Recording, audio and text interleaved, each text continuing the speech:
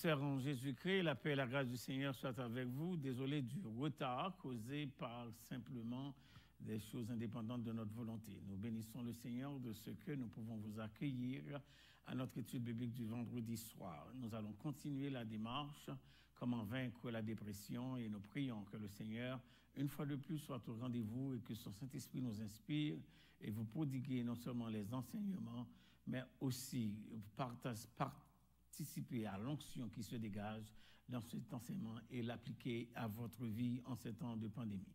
L'Église est heureuse de savoir que vous êtes branchés pour pouvoir non seulement vous éduquer, aussi vous équiper, et ainsi vous pouvez mieux répondre non seulement dans votre foi, mais aussi dans la gestion du quotidien dans cette pandémie comme enfants du Seigneur. L'équipe, les chantres vont vous exécuter un cantique. Je reviens après la présentation de l'offrande pour la prière et la présentation de l'étude du soir. Bonne audition. Que le Seigneur bénisse.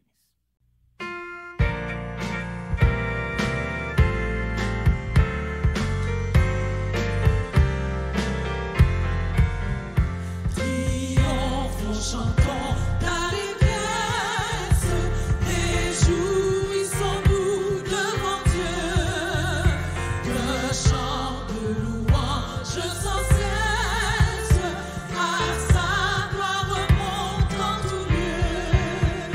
Triomphe, triomphe, tressaille de joie en ton Dieu.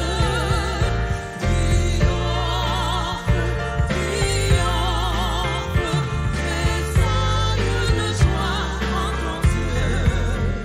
Chantons à celui qui s'avance dans les cieux éternels. Il fait entendre les puissances, sa voix c'est le Dieu d'Israël. Triomphe, triomphe, tressaille de joie en ton Dieu. Triomphe, triomphe, tressaille de joie en ton Dieu. Il donne à son peuple victoire, puissance, force, liberté. À notre Dieu rendons la gloire, louons sa sainte majesté.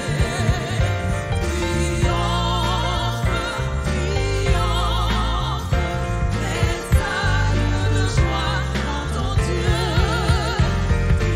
Triomphe, triomphe, tressaille de joie en ton Dieu.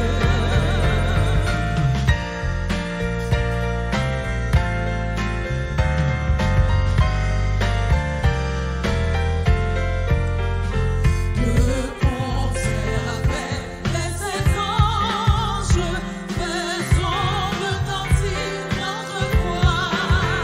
Chantons à jamais les louanges de l'agneau divin mis en croix.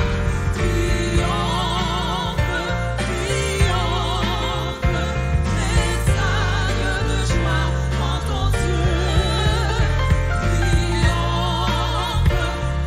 triomphe, tressaille de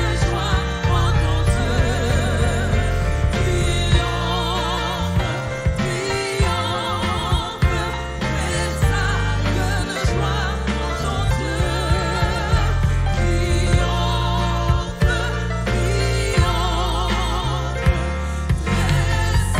tressaille de joie en ton Dieu. Triomphe, Père de l'éternité, auteur de la vie éternelle, régisseur de notre foi, nous voulons te bénir et te remercier de la grâce que tu nous as faite d'être encore en vie, debout, dans ces temps de grandes difficultés où nous pouvons dire, à l'instar de Samuel, jusqu'ici l'Éternel nous a secourus. Nous saluons ta bonté, ta fidélité, ton amour, ton éternité, ta sainteté, Nous reconnaissons qu'il n'y a pas d'autre Dieu que toi.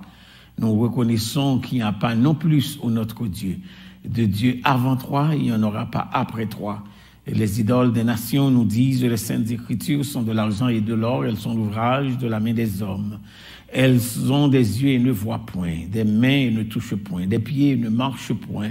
Et le psalmiste continue pour dire, il les ressemble, ceux qui les fabriquent, tous ceux qui se confient en elles. Et voilà pourquoi, ô notre Dieu, nous voulons nous confier en toi et en toi seul, parce que tu es le seul, ô notre Dieu, qui a amené par ta parole à l'existence tout ce qui n'était pas. Nous reconnaissons aussi, ô notre Dieu, que sans toi, nous ne pouvons rien faire. C'est ce que Jésus-Christ lui-même nous a dit. Et voilà pourquoi, ô notre Dieu, dans les moindres démarches de notre vie, nous voulons certainement tourner les regards vers toi. Non seulement, ô notre Dieu, pour ne pas échouer, mais aussi pour établir proximité, communion et relation avec ce Dieu de la toute-puissance. Reçois nos gratitudes pour les bienfaits de chaque jour, pour la protection, pour la proximité de ta présence qui nous servent de couverture, non seulement contre le mal qui traîne autour de nous, contre aussi, ô notre Dieu, l'ennemi de notre âme qui trop souvent tente de nous assaillir, mais grâce soit rendue à ta protection, à ton amour, à cette promesse que tu as faite que voici, je suis avec vous tous les jours. Nous en jouissons, ô notre Dieu, avec efficacité. Et voilà pourquoi il n'a pas pu avoir gain de cause d'aucun de nous. Nous prions, Père des cieux, que tu bénisses ton peuple partout où il se trouve par-delà la terre et particulièrement nous recommandons à tes soins bienfaisants notre église locale, Philadelphie, et ô notre Dieu, ses enfants, ses jeunes, ses vieillards, ses adultes, ses familles, ses ministères, aussi bien, ô notre Dieu, que ses défis. Tu connais ce qui, ô notre Dieu, est au cœur de ces temps difficiles, ô notre Dieu. Aujourd'hui, si avant on disait le désespoir, le dispute à la peur, aujourd'hui la peur s'installe. Aujourd'hui, ô notre Dieu, une pandémie, un ange de mort est relâché. Aujourd'hui, le monde est à l'envers. Aujourd'hui, on appelle bien mal et on appelle mal bien. Aujourd'hui, les institutions qu'on croyait être les plus fiables et les plus stables fléchissent devant, ô notre Dieu, les mouvances culturelles et aussi l'évolution des gens, en sorte qu'ils donnent à la société ce qu'elle veut et non ce qui est bon. Nous prions que tu préserves ton Église dans ces temps de grande confusion et permets, ô notre Dieu, que nous ne perdons pas le cap, que tu es celui qui a et qui a été, qui est et qui sera de toute éternité Dieu, et que c'est non seulement notre privilège, notre fierté, mais aussi, ô notre Dieu, notre sûreté éternelle, que ce Dieu nous prendra avec lui bientôt. Nous recommandons à tes soins bienfaisants, ô notre Dieu, nos familles endeuillées, particulièrement Sœur Mémé et Sœur Robert des familles. Tu sauras, ô notre Dieu, leur prendre par la main une fois de plus, tandis que tu visites celles-là qui sont malades et qui ont besoin, ô notre Dieu, que tu les relèves, que tu les touches, que tu les bénisses, si ce n'est que de les guérir, parce que tu fais encore œuvre qui vaille, tu envoies ta parole et tu guéris. Et tu es encore le même Dieu qui ne change pas, l'Éternel qui pardonne nos péchés et qui nous guérit de toutes nos maladies. Nous reconnaissons, ô notre Dieu, que n'était-ce pas la promptitude de ta présence, aujourd'hui nous aurions été souvenirs, mais grâce à celui qui a fait l'accompagnement par ses promesses et par sa présence, nous pouvons jouir encore, ô notre Dieu, d'une vie où nous pouvons confesser notre foi, certainement garder notre persévérance, quoi qu'au loin, mais maintenir, ô notre Dieu, notre attachement à toi et notre allégeance, ô notre Dieu, dans la foi que nous professons. Merci Jésus-Christ qui vit et qui règne avec toi dans l'unité du Saint-Esprit, dès maintenant et au siècle des siècles. Amen. D'incapacité de se contenir. Nous avions conclu ensuite pour dire, c'est pas simplement l'incapacité de se contenir, c'est même se gérer émotionnellement. Donc la dépression pèse fort sur nos émotions. On a vu aussi qu'elle est nourrie par un retour constant aux choses du passé sur lesquelles on ne pouvait ou bien on ne peut s'affranchir. Donc, je vous avais dit que ça vaut pas la peine de séjourner sur notre hier parce qu'on ne peut pas retourner en arrière et le changer. Tout ce que nous demandons à Dieu de faire, c'est de pouvoir, l'accepter et de pouvoir gérer ça avec grâce, de savoir que le Dieu qui nous a dit qu'il nous pardonne nos péchés, qu'il nous purifie de toutes nos iniquités, peu importe ce que hier a enfanté, donc il dit maintenant, voilà pourquoi, à Acte 17, versets 30 et 31, il dit Dieu, sans tenir compte des temps d'ignorance, annonce maintenant. Donc l'appel est venant d'un Dieu qui donne un appel suprême. Il dit Dieu, sans tenir compte des temps d'ignorance, annonce maintenant l'appel est suprême, l'appel est actuel. À tous les hommes, l'appel est universel qu'il est à se repentir. Donc, pour le mal d'hier, on n'a qu'à se repentir, mais on ne peut pas retourner en arrière et le changer. Et le pourquoi il dit parce qu'il a fixé un jour où il jugera le monde. Donc, la repentance, c'est pas simplement pour nous aider à gérer la faute du passé, mais c'est pour nous aussi préserver du jugement de l'avenir. Donc, conséquemment, frères et sœurs, ça vaut pas la peine de vivre dans la dépression, dans la déprime, à cause d'un passé difficile à s'affranchir. Donc, nous avions dit aussi que la dépression, c'est la peur d'être mal jugé. Si on dévoile son expérience du passé, on serait mal accepté, mal perçu. Et ainsi, je vous avais dit que les appréhensions des humains n'ont jamais changé les gens. Donc, Dieu qui dit qu'il est immuable et qui dit qu'il nous pardonne et qu'il ne s'en souvient plus de nos péchés, c'est de lui que nous devons, sur lui et par lui et sur, que nous devons miser notre caractère, notre personnalité, notre entité pour pouvoir non seulement développer une perception des circonstances, des choses et des gens autour de nous, mais pouvoir affronter la vie avec ses défis. Donc, les expériences, l'impossibilité de solutionner ou d'améliorer sa condition de vie est aussi une des situations qui nous amène à la dépression. C'est pas simplement les situations d'hier que nous ne pouvons pas changer, mais des fois, c'est les situations présentes, actuelles, qui constituent des défis énormes devant nous, donc une impossibilité de solutionner ou d'améliorer notre condition de vie présente. Donc, je veux vous dire que peu importe la torpeur, peu importe les vagues de l'existence actuelle, peu importe pandémie, peu importe incertitude, peu importe. Donc, n'oubliez pas, il n'y a rien qui soit éternel. Seul Dieu le soit. Ainsi, seul Dieu l'est, je m'excuse.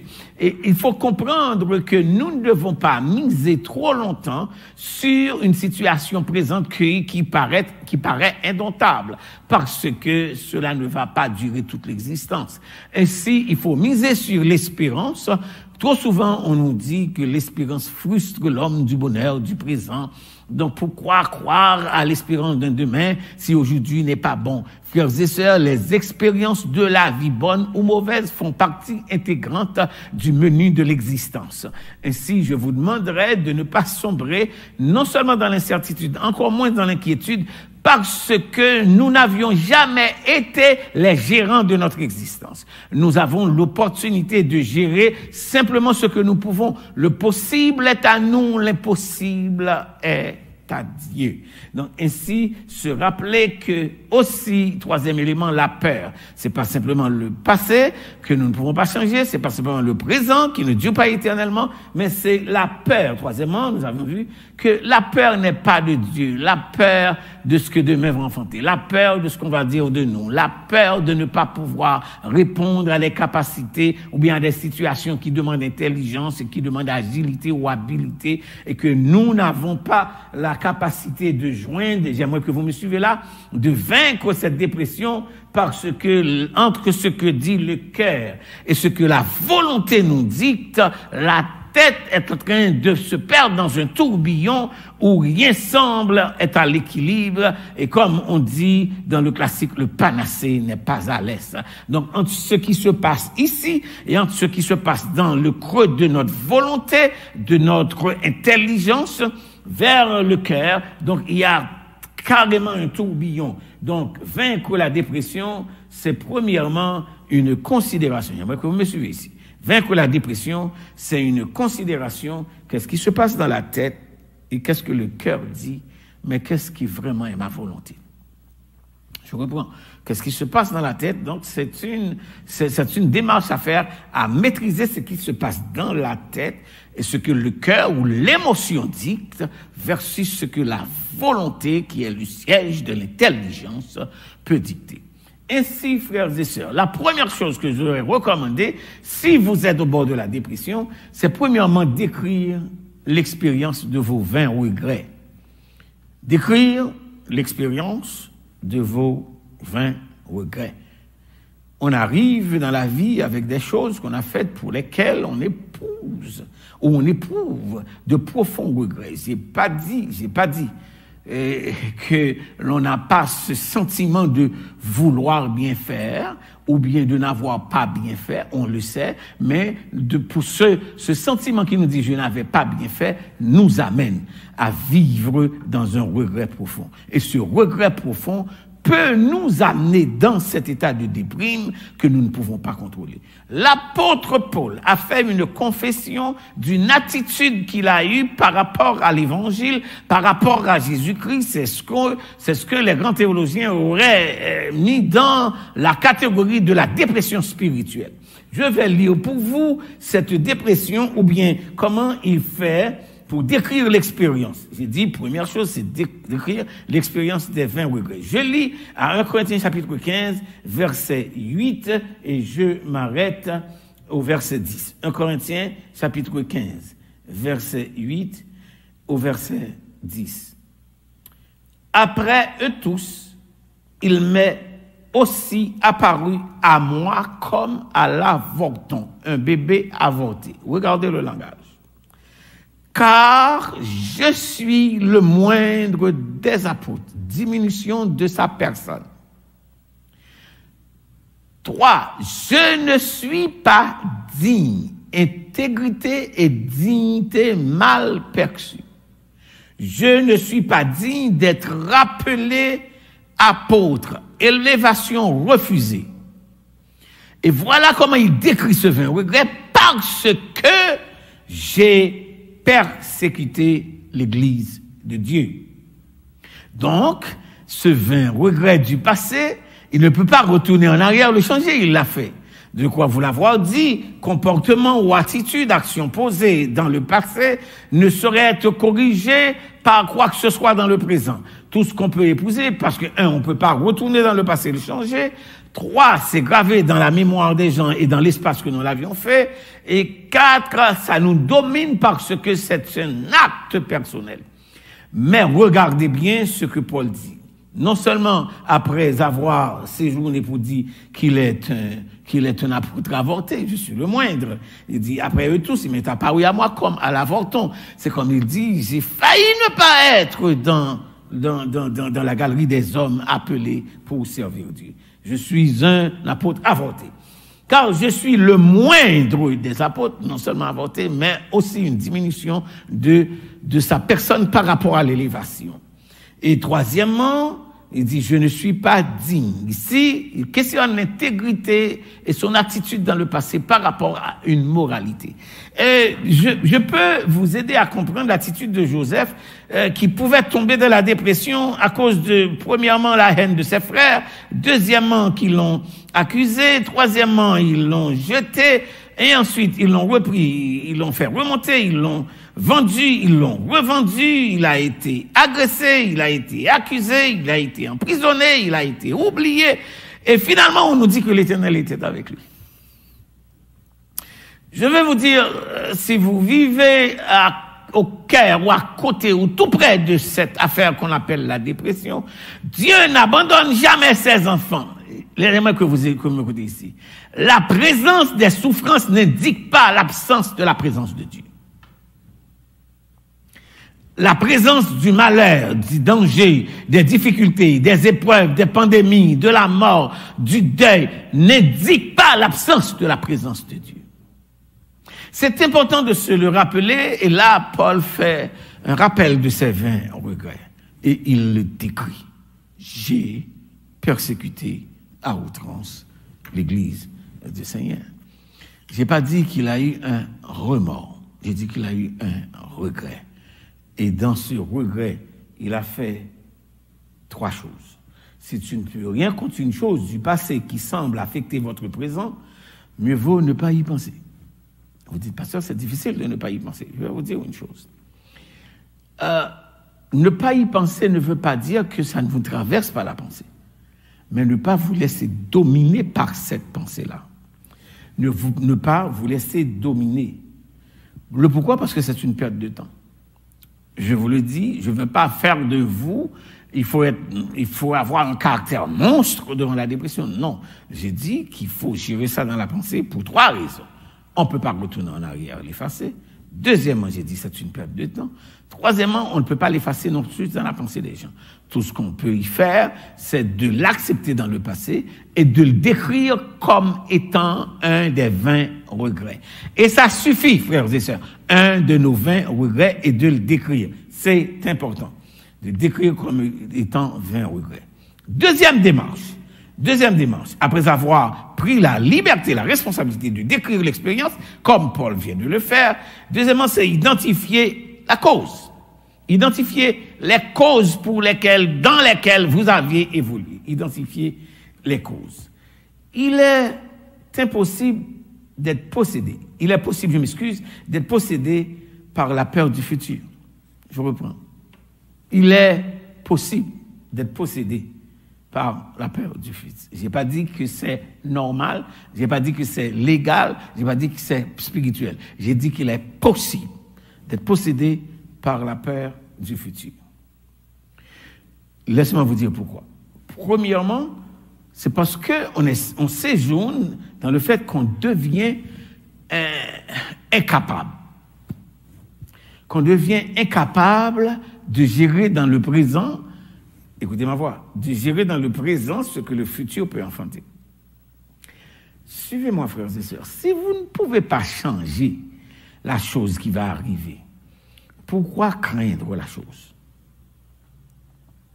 Ça veut dire, si vous ne pouvez pas le changer, cela va arriver quand même. Je crois vous l'avoir dit trop souvent, il y a un aspect d'un cantique que je ne chante pas. Volonté, bon Dieu, douce.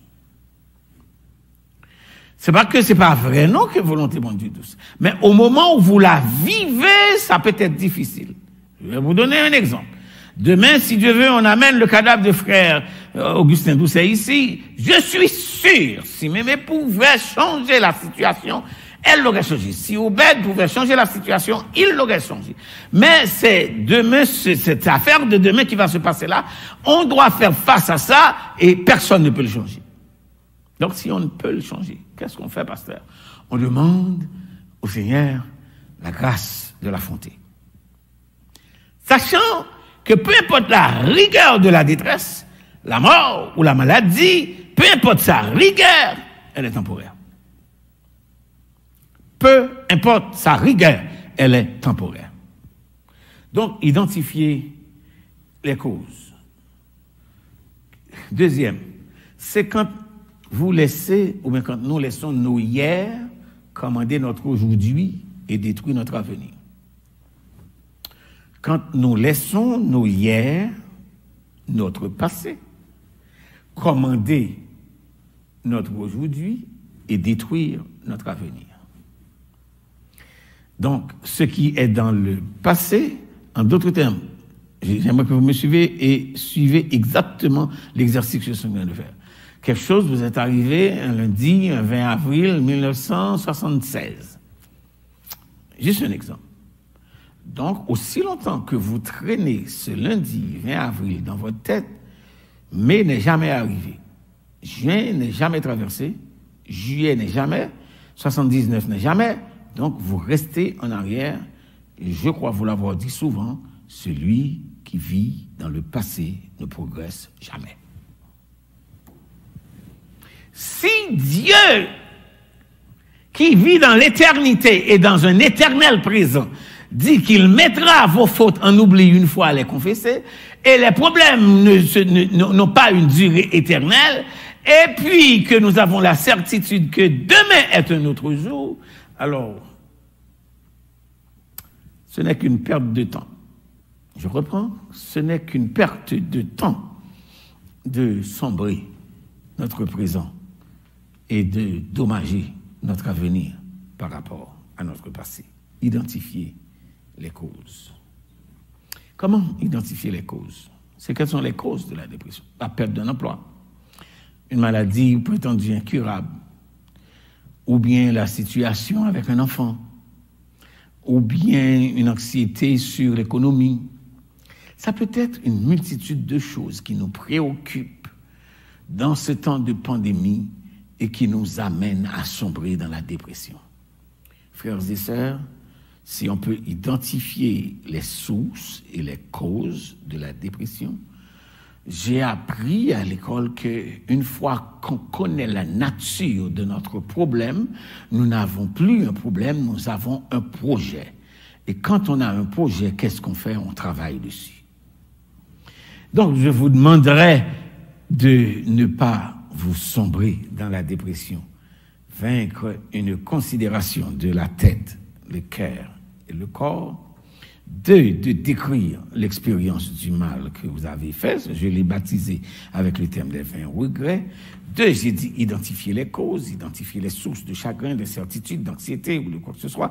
J'ai parlé d'une maladie, j'ai parlé d'un deuil, j'ai parlé d'une perte d'emploi, j'ai parlé d'une incertitude d'économie, j'ai parlé d'une crise familiale. Et la liste peut se changer. J'ai parlé d'une chute que vous avez connue dans votre vie spirituelle. Donc, entre la dépression spirituelle et la dépression psychologique, les deux semblent vous préoccuper, vous posséder. Donc, n'oubliez pas donc que une fois que les causes sont identifiées, vous n'aviez plus un problème, vous avez un projet.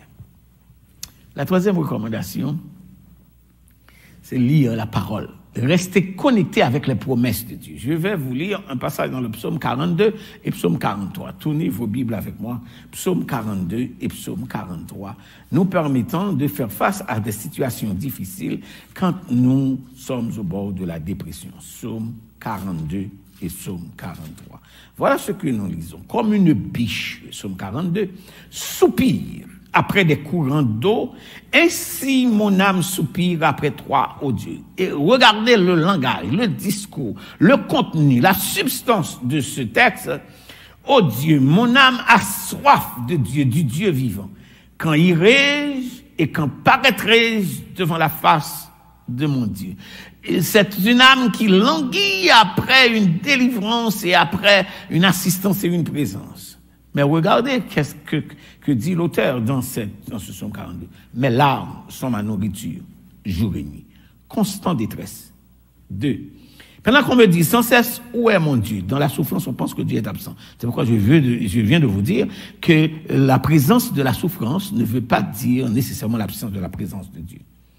Deuxièmement, rappel du passé. Je me rappelle avec effusion de cœur quand Dieu marchait entouré de la foule et que je m'avançais à sa tête vers la maison de Dieu au milieu des cris de joie et des actions de grâce d'une multitude en fête. Les expériences heureuses du passé ne sont plus. Donc, tout le bonheur du passé s'est enterré dans la peur ou la frustration ou bien l'anxiété du présent. Verset 6, il est en train de dépeindre une situation actuelle. Et questionnant la situation, il dit, pourquoi t'as battu mon âme? Et gémis-tu au-dedans de moi? Il se reprend.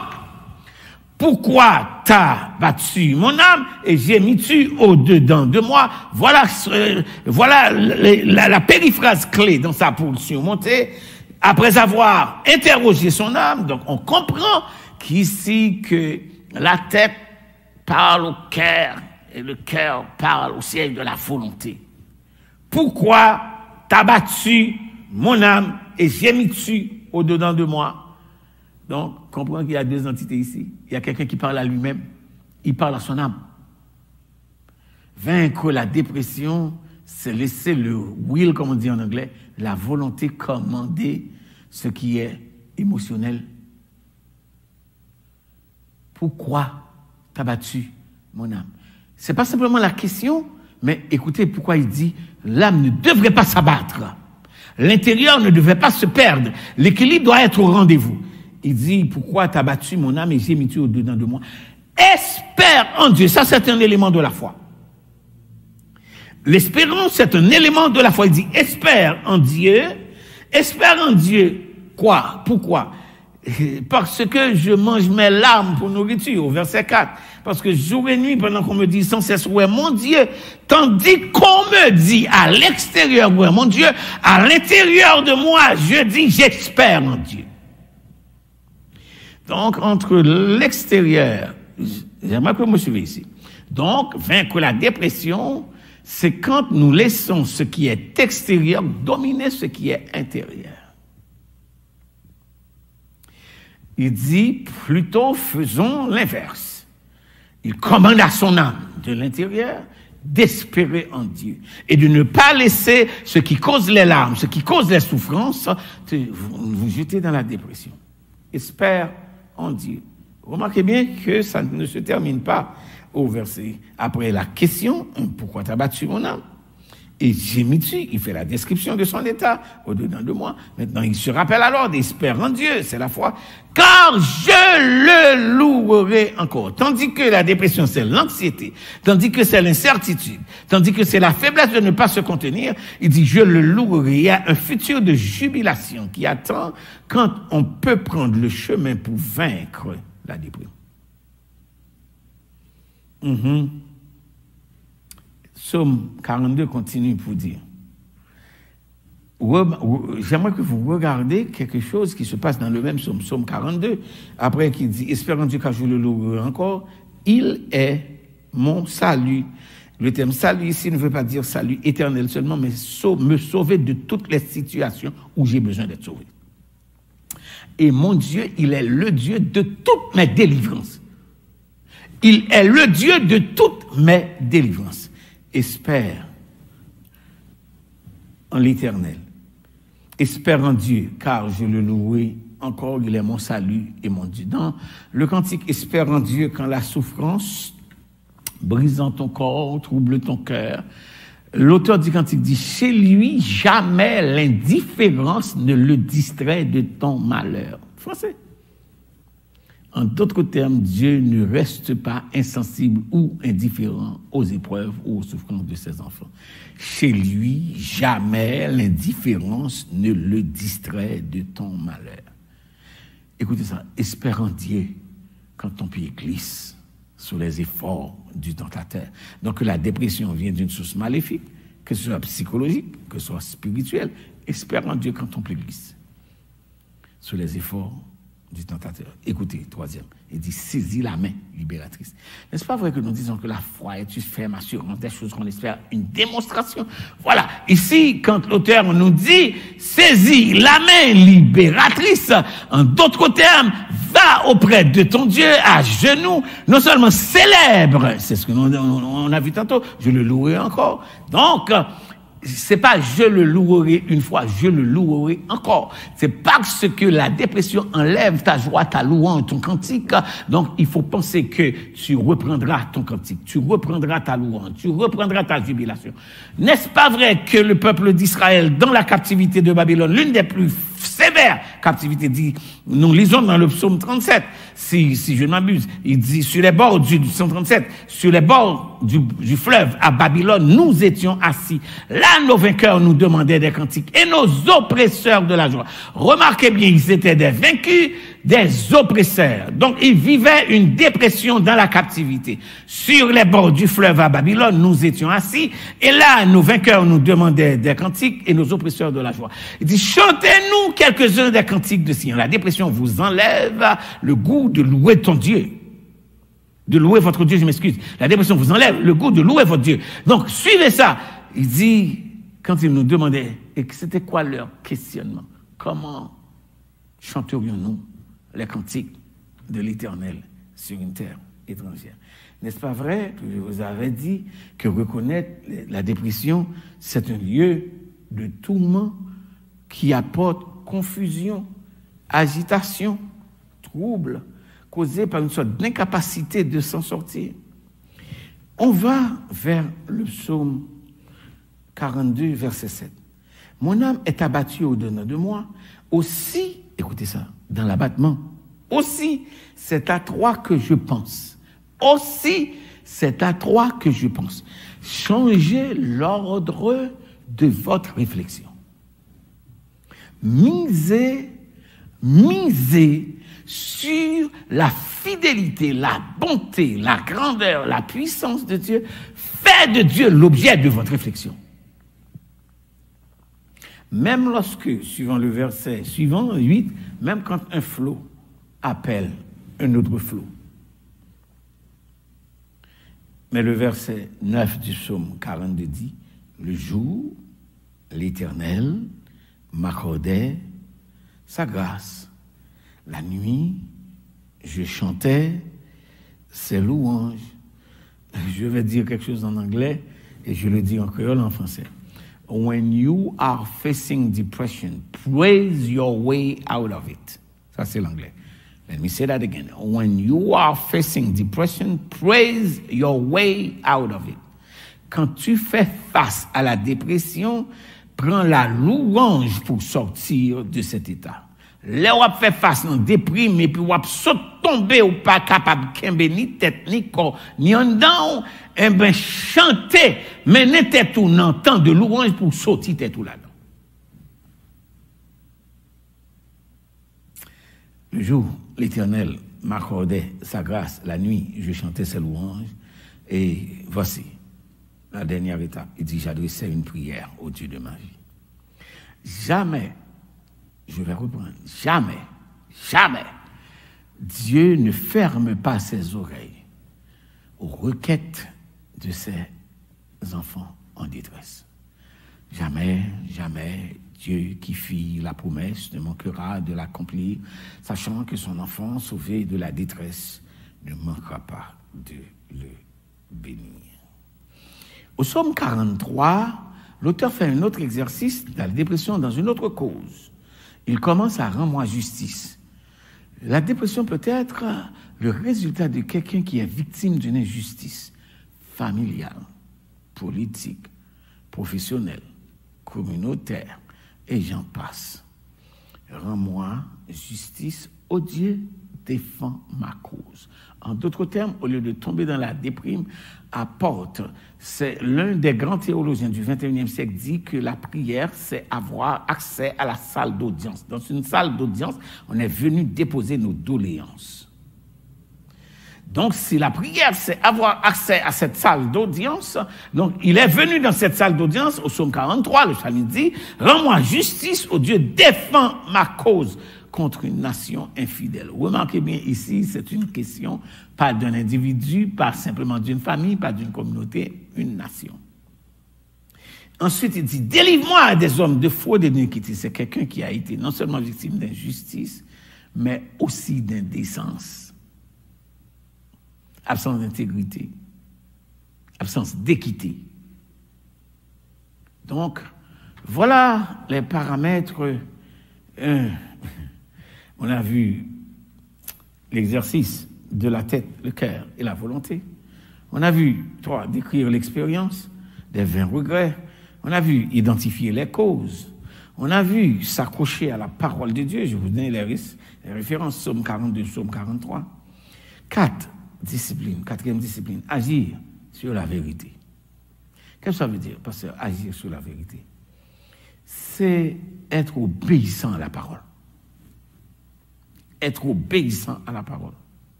N'est-ce pas vrai qu'il y a des versets que nous connaissons par cœur, comme Psaume 34, verset 8, l'ange de l'Éternel rapporte de ceux qui le craignent, les arrache au danger. N'est-ce pas vrai que nous répétons souvent, fais de l'Éternel tes délices, il te donnera ce que ton cœur désire. N'est-ce pas vrai que nous répétons, invoque-moi du sein de la détresse, je te délivrerai et tu me glorifieras. C'est pas vrai que nous répétons souvent, fais de l'Éternel tes délices, mets en lui ta confiance et il agira. Recommande ton sort à l'Éternel, je m'excuse. Mets en lui ta confiance et il agira. Fais de l'Éternel tes délices et il te donnera ce que ton cœur. N'est-ce pas? Ce sont des versets que nous répétons à tout bout de champ. Mais pouvons-nous être obéissants à la parole? Agir sur la vérité. Prendre Dieu au mot. En d'autres termes, prie la parole. Si tu n'as pas de mots, parce qu'il y a un désordre dans le cerveau, le cœur est en émotion, te dit des choses mauvaises. Et ensuite, la tête est en train de réfléchir avec cette guerre qu'il y a entre ta volonté et ton émotion. Eh bien, prie la Bible. Prie les promesses de Dieu. Voilà ce qui est dit dans tel passage, Seigneur. Voilà ce que tu as dit. C'est ta parole. Donc, agir sur la vérité. C'est la 4e démarche. Dans notre lutte contre la dépression, on doit faire face à une force intrépide. Dans la lutte contre la dépression, on fait face à une force intrépide. Alors, quoi ou non, C'est quoi la force intrépide? Ce n'est pas toujours Satan. Ce n'est pas la raison. C'est l'émotion. Je reprends. Dans la lutte contre la dépression, il faut se rappeler qu'on fait face à une force intrépide. Et c'est l'émotion. Frères et sœurs, regardez bien, quand on est en émotion, on peut briser une maison. On peut détruire une famille. On dit des choses qui ne sont pas de notre rationalité. Et puis quand on revient à notre bon sens, et on se demandait pourquoi. La force à vaincre, c'est l'émotion. La force à vaincre, c'est l'émotion. Il y a une 5e recommandation que j'aimerais vous faire pour vaincre la dépression. C'est faites un regard sur son style de vie. Qu'est-ce qu'il faut regarder? Travailler trop, manque d'expertise pour une promotion qu'on n'a pas eue, on ne fait pas assez d'exercice avec notre corps, ainsi le mental et le physique, il n'y a pas d'équilibre. On a un trouble de sommeil, on a une absence d'appétit, on commence à questionner la sincérité des autres, on développe une anxiété sur tout, on questionne l'amitié des autres et le bien fondé de leur présence dans notre vie. On regarde autour, il faut regarder autour de soi notre qualité de vie. C'est ce que David a fait. Il a regardé autour de lui, dans sa dépression spirituelle, il dit, j'ai péché contre toi seul, j'ai fait ce qui est mal à tes yeux. Il regarde son environnement. En sorte que tu seras juste, peu importe le jugement que tu apporterais, ce serait juste de ta part. Parce que j'ai laissé mon émotion dicter ma volonté, et non le contraire. En sorte que tu seras juste dans ta sentence, sans reproche dans ton jugement. Et puis maintenant, il commence à faire un état de sa situation. Je suis né dans l'iniquité. Ma mère m'a conçu dans le péché.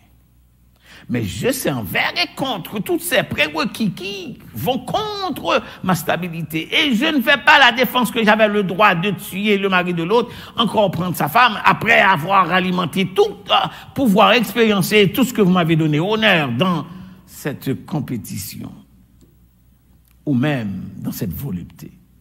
Il dit, parce que je sais que tu veux que la vérité soit au fond du cœur. Je sais que tu veux que la vérité, agir sur la vérité et faites un regard sur votre qualité de vie. Et la dernière question à se poser quand on frise la dépression, c'est qu'en est-il de ma foi?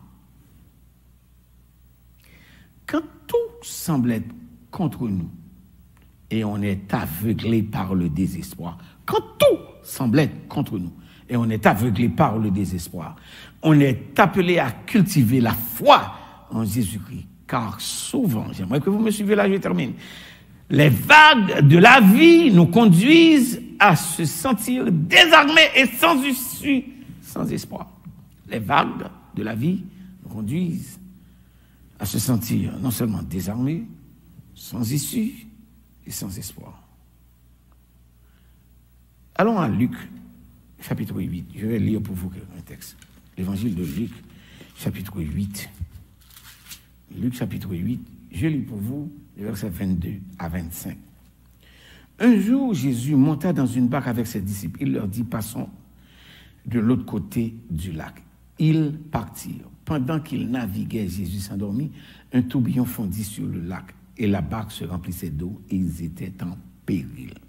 J'aimerais que vous suiviez une barque avec ses disciples.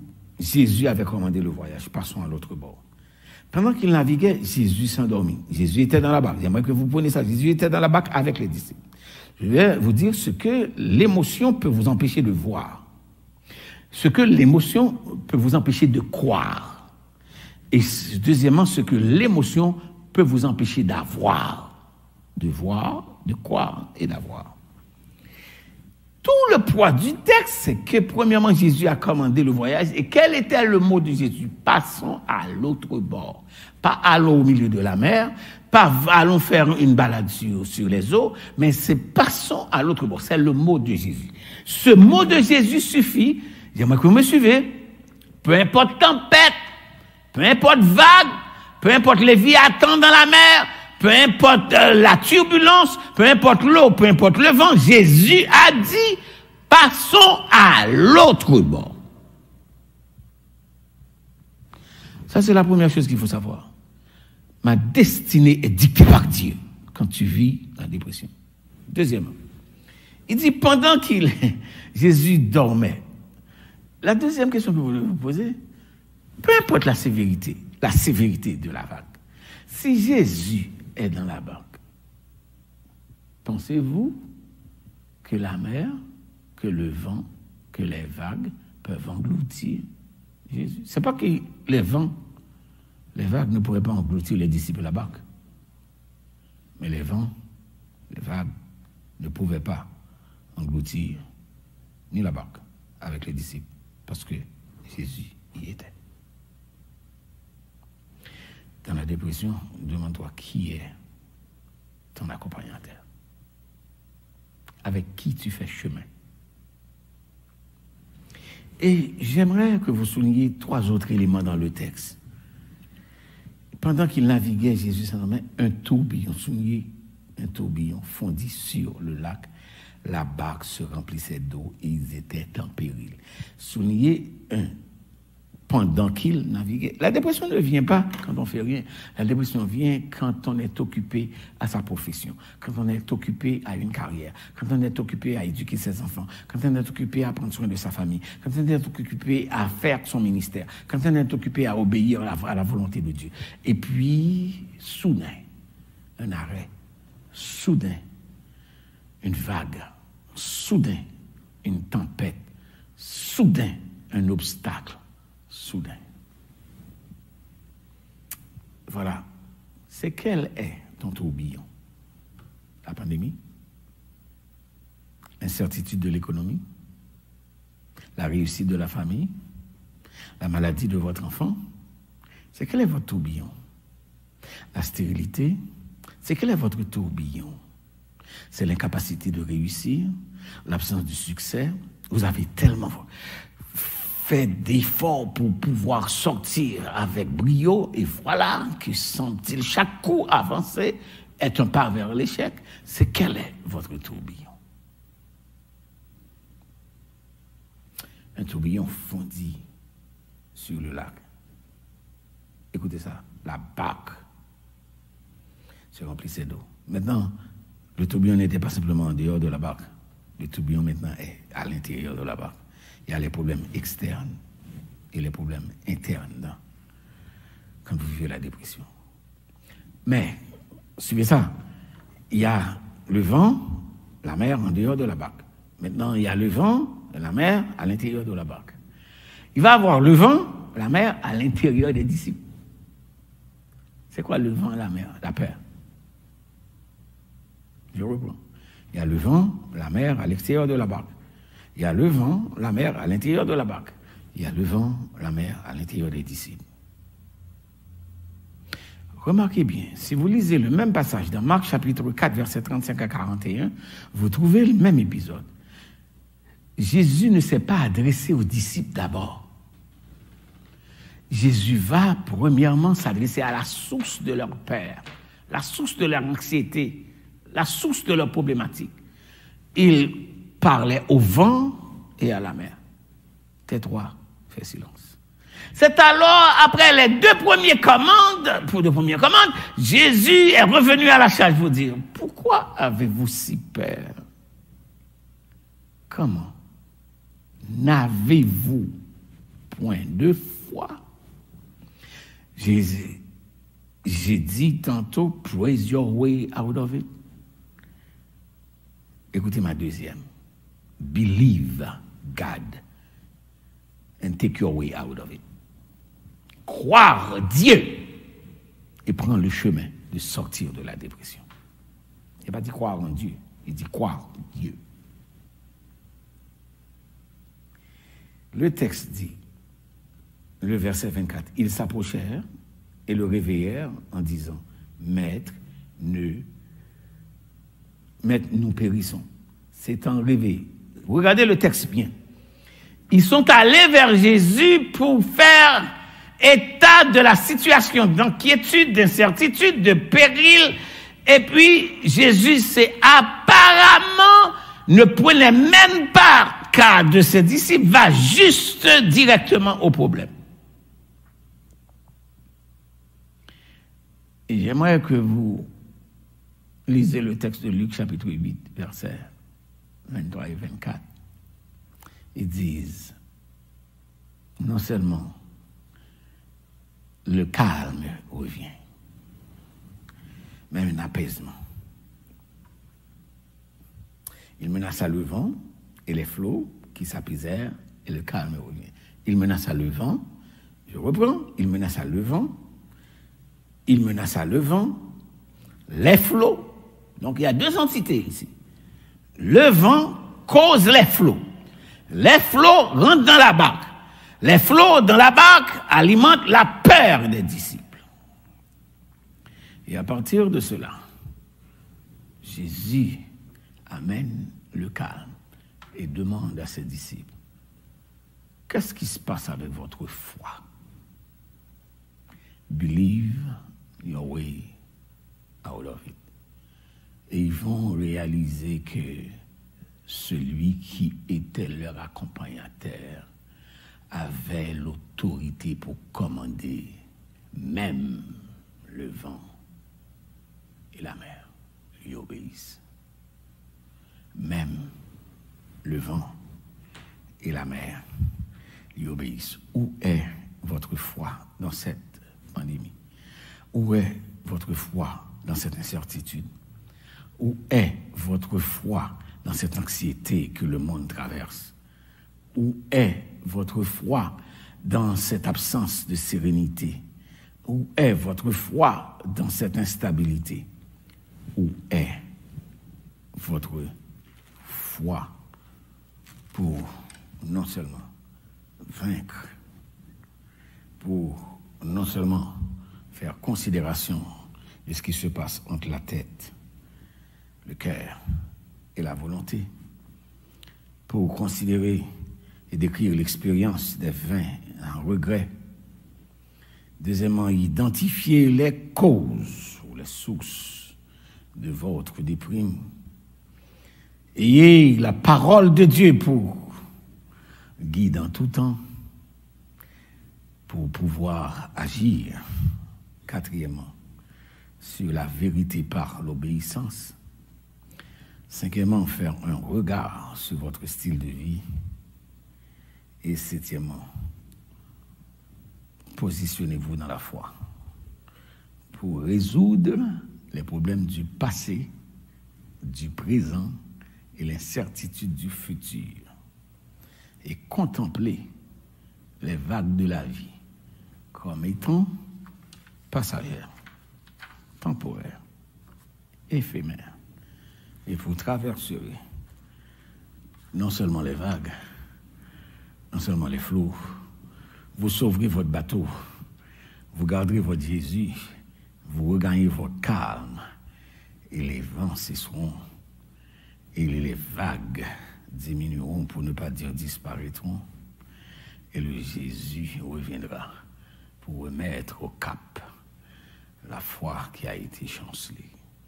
Écoutons les filles chanter avant la prière et la bénédiction, et que le Seigneur vous donne la grâce de sortir de cette pandémie avec un témoignage.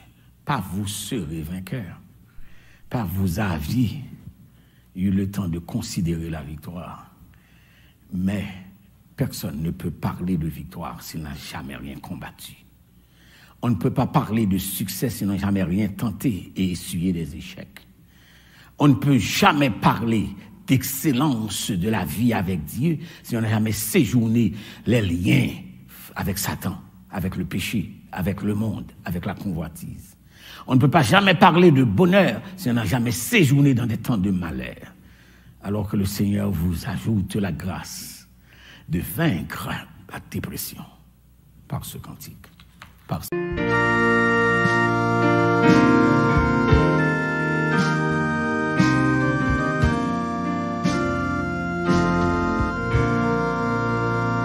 Sans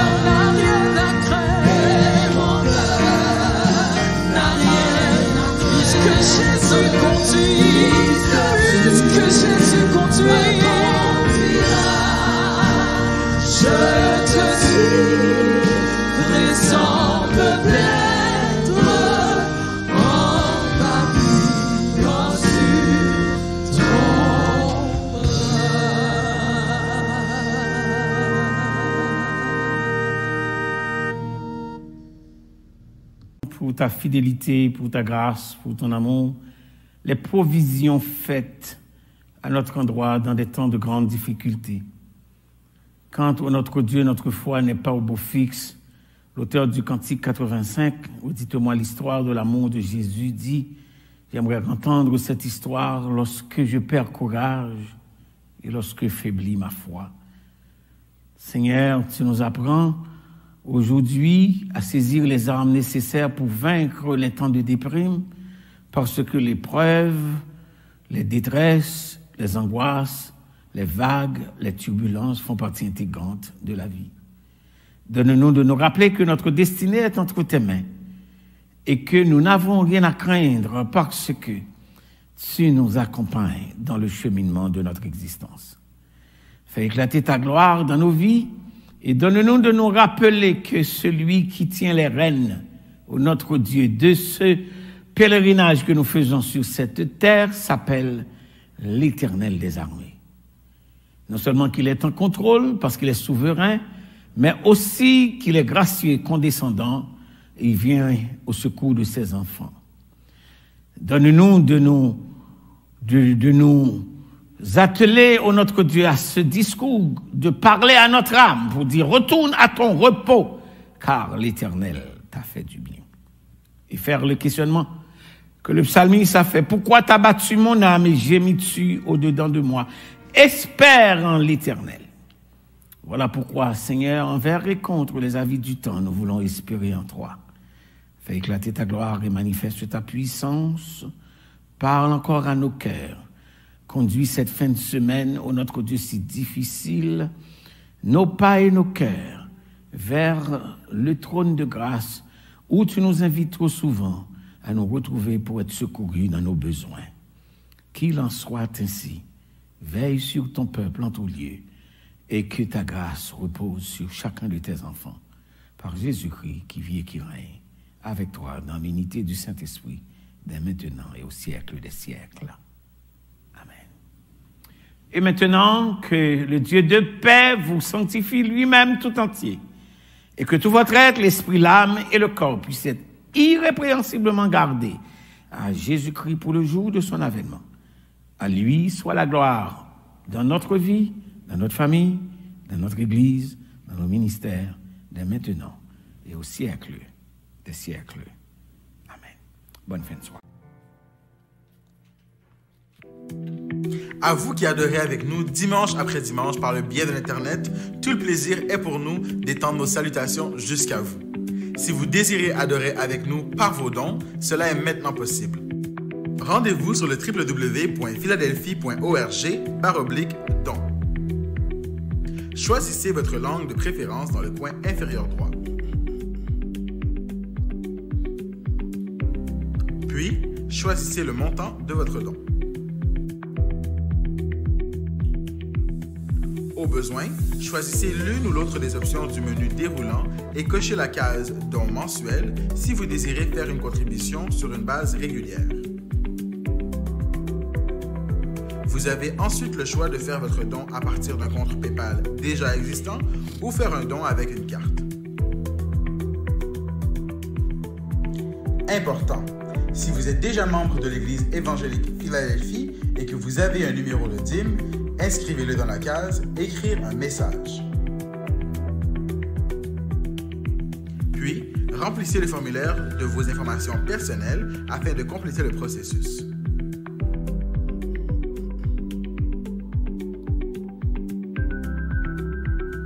Une fois terminé, vous pouvez enregistrer vos informations afin de ne pas avoir à les entrer de nouveau la prochaine fois. Pour confirmer votre contribution, simplement appuyez sur « Faire un don ». Et voilà! Nous vous remercions de votre grande générosité et prions que Dieu daigne vous remettre au centuple ce que vous avez semé de bon cœur. Soyez bénis!